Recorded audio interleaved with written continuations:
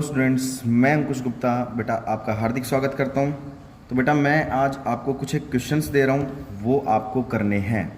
ठीक है, तो ये 17 के लिए नहीं है, सॉरी 18 के लिए है ये, क्योंकि संडे का आपका होमवर्क नहीं रहेगा।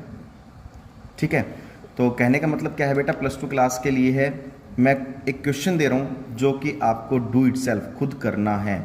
उसका मैं आंसर भी दूंगा, आपको आंसर भी मैच करना है, सब कुछ मतलब आपको खुद करना है। क्वेश्चन मैं आपको पढ़ के बता देता हूँ कि क्वेश्चन को करना किस तरीके से अटेम्प्ट है। मैं क्वेश्चन के बारे में बता दूंगा, बाकी सॉल्यूशन आपको करना है।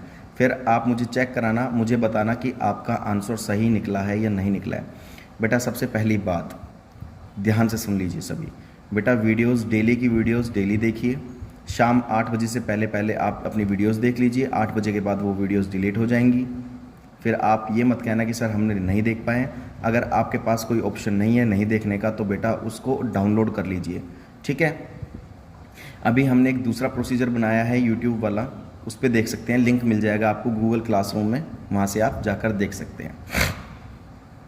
दूसरी बात बेटा, जब भी आपको होमवर्क चेक करने के लिए कहा जाए, तो मैं कई बार बोल चुका हूँ, मैं बार बार बोलता हूँ कि जिस दिन के लिए कहा जाए बेटा उस दिन इंस्टेंटली मुझे रिपोर्ट दें।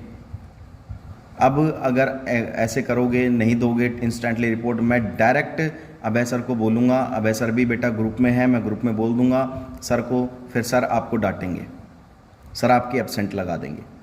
तो मैं इस बार डायरेक्टली अभय सर को बोलूँगा, मैं आपसे भी डिस्कशन नहीं करूँगा। मेरा काम है खाली एक बार बताना कि भाई नोटबुक चेक करा लो आज। ठीक है, आई होप आपको समझ में आ गई होगी मेरी बातें। चलो क्वेश्चन नंबर 1 पर हम बात करते हैं। देखो, the balance sheet of A, B and C. A, B और सी 3 पार्टनर हैं, उनकी बैलेंस शीट मेंशन है हमें।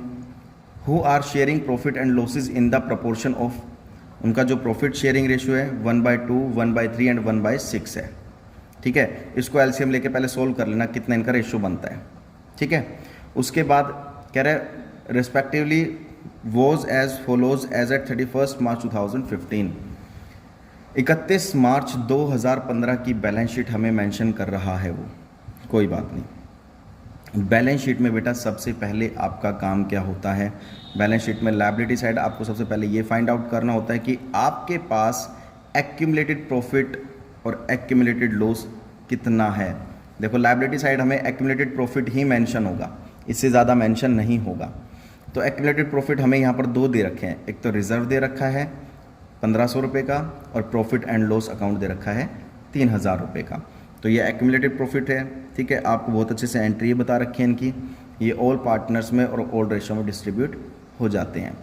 तो देखिए आपको क्रेडिटर्स दे रखे हैं 12,900 के, बिल्स पेबल दे रखे हैं 6000 के, और इनकी कैपिटल दे रखी है। ए की कैपिटल है बेटा 40,000, बी की कैपिटल है बेटा 25,000, और सी की कैपिटल है बेटा 20,000। ठीक है, ये बात आपको समझ में आ गई होगी। नेक्स्ट एसेट साइड अगर चलते हैं तो कैश हमारे पास है 25,650 का, बिल्स रिसीवेबल है 5,400 के, डेप्टर्स है हमारे पास 17,800 के, स्टॉक है हमारे पास 22,300 के, फर्नीचर है 3,500 के, बिल्डिंग है 24,000 की, और मशीनरी है 9,750 की। ये आपको बैलेंस शीट मेंशन कर दी गई है। चलिए अभी जो एडजस्टमेंट है, इस एडजस्टमेंट को और देख लेते हैं हम। एडजस्टमेंट को देखते हैं कि एडजस्टमेंट में हमें क्या बोल रखा है।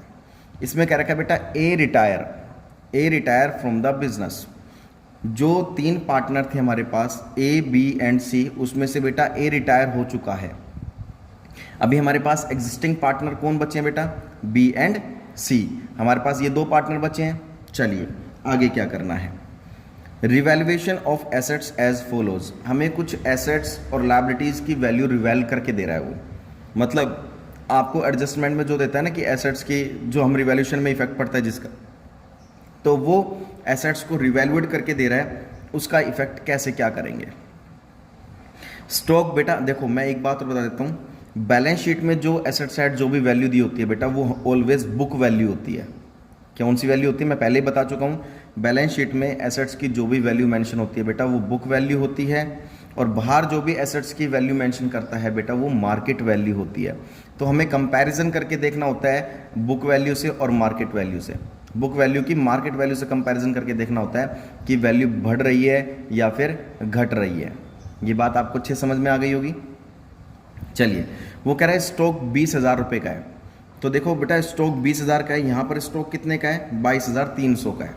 ठीक है, तो स्टॉक की मार्केट वैल्यू कम है, बुक वैल्यू से मार्केट वैल्यू कम है, तो हमें प्रॉफिट हुआ या लॉस हुआ? डेफिनेटली बेटा लॉस हुआ, 2,300 का लॉस हो गया। अब वो आपको देखना है कि रिवैल्यूएशन में किस साइड दिखाएंगे, मैं नहीं बताऊंगा ये। फर्नीचर बेटा 3,000 का है, यहाँ पर कितने का था फर्नीचर? 3,500 का। तो यहाँ पर जो मार्केट वैल्यू फर्नीचर की वो भी कम हो रही है। कितने से कम हो रही है? 500 से। तब ये भी आपको आइडेंटिफाई करना है कि प्रॉफिट हुआ है या लॉस हुआ है, और रिवैल्यूएशन अकाउंट में हम इसको किस साइड दिखाएंगे। मशीनरी है बेटा 9,000 की, मशीनरी यहाँ पर 9,750 की है। ठीक है, तो बुक वैल्यू से अगर कंपैरिजन करें मार्केट वैल्यू की, तो मशीनरी की वैल्यू भी हमारी कम हो रही है। कितने से? 750 से, 750 से हमारी मशीनरी की बुक वैल्यू भी कम हो रही है। ठीक है, तो ये हमें देखना है कि प्रॉफिट हुआ है या लॉस हुआ है, और उसका इफेक्ट आपको रिवैल्यूएशन में किस साइड दिखाना है वो आपको देखना है। नेक्स्ट आता है बेटा बिल्डिंग। बिल्डिंग हमारे पास यहाँ पे 20,000 रुपये की है, और बुक वैल्यू बिल्डिंग की 24,000 रुपये की है। तो मार्केट में इसकी वैल्यू 4,000 से कम हो गई। तब आपको ये देखना है कि प्रॉफिट हुआ है लॉस हुआ है, और इसका इफेक्ट हमें किस साइड दिखाना है। ये बात समझ में आ गई। नेक्स्ट बेटा आता है and ₹850 provision for doubtful debts. 850 रुपये का जो प्रोविज़न हमने क्रिएट किया है कि डेप्टर का 850 रुपये, डेप्टर के 850 रुपये हमने डाउटफुल मान लिए, यानी कि हमारे पैसे डूबे हुए मान लिए हमने।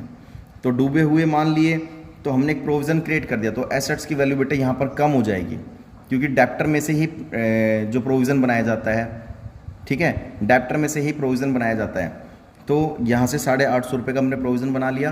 तो ये बता देता हूँ मैं, ये बेटा हमारे लिए लॉस है, एसेट्स की वैल्यू कम हो गई है, और इसको हमें कहाँ दिखाना है? रिवैल्यूएशन के डेबिट साइड। नेक्स्ट आता है बेटा आपके सामने गुडविल। फर्म की गुडविल 6,000 रुपये है। अब फर्म की गुडविल है, उसमें बेटा आपको करना क्या है? मैं बहुत से क्वेश्चंस में बता चुका हूँ आपको कि रिवैल्यूएशन में तो इसका कोई इफेक्ट पड़ेगा नहीं। फर्म की गुडविल का रिवैल्यूएशन पे कोई इफेक्ट नहीं पड़ता है, इसका इफेक्ट पड़ेगा only for only partners capital account में। ये बात आपको अच्छे समझ में आ गई होगी। और एक बात और बता देता हूँ मैं कि रिटायरमेंट के समय गुडविल की जो ट्रीटमेंट होती है, रिटायरमेंट के समय जो गुडविल की ट्रीटमेंट होती है वो बेटा क्या एंट्री होती है उसकी? Continuing partners capital account debit to retiring partners. अब वो आपको देखना है, फर्म की गुडविल में सबसे पहले किसका हिस्सा निकाल लेंगे हम? रिटायरिंग पार्टनर का। फिर उसका हिस्सा जो आएगा वो हम ए और सी में बांट देंगे। ये समझ में आ गई होगी। गेनिंग रेशो में बढ़ता है ऑलवेज ये, अगर हमें न्यू रेशो गिवन नहीं है तो ओल्ड रेशो को ही गेनिंग रेशो मान लिया जाता है। Next, the very most important line is A is to be paid ₹11,050। A retire हो गया, अब लास्ट में ए को हम पे कितना कर रहे हैं बेटा? 11,050 रुपये पे कर देंगे कैश में। ठीक है, कैश में 11,050 रुपये पे कर देंगे, और बचा कुचा बैलेंस कह रहा है रिटायरमेंट के समय उसको 11,050 रुपये कर देंगे। तो कैपिटल पार्टनर्स कैपिटल अकाउंट के डेबिट साइड हम लिख देंगे to cash account, to as capital लिख दो और कैश में पे कर दो उसको। ठीक है, एंड द बैलेंस, और जो बैलेंस होगा बेटा वो 3 इक्वल इंस्टॉलमेंट, मैंने आपको लोन अकाउंट बना के बता भी चुका हूँ, आपको अच्छे समझ में भी आ गया होगा। तो लोन अकाउंट बनेगा 3 इक्वल इंस्टॉलमेंट से हमें लोन अकाउंट बनाना है, और 5% इंटरेस्ट विद पे करना है हमें। मैंने आपको लोन अकाउंट बहुत अच्छे से बनाना सिखा भी रखा है कि कैसे क्या क्या आपको करना है। ठीक है, आपको प्रिपेयर क्या करना है? आपको प्रिपेयर करना है रिवैल्यूएशन अकाउंट, रिवैल्यूएशन अकाउंट और एज कैपिटल अकाउंट।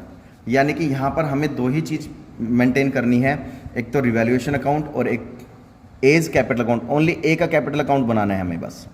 ये बात समझ में आ गई आपको?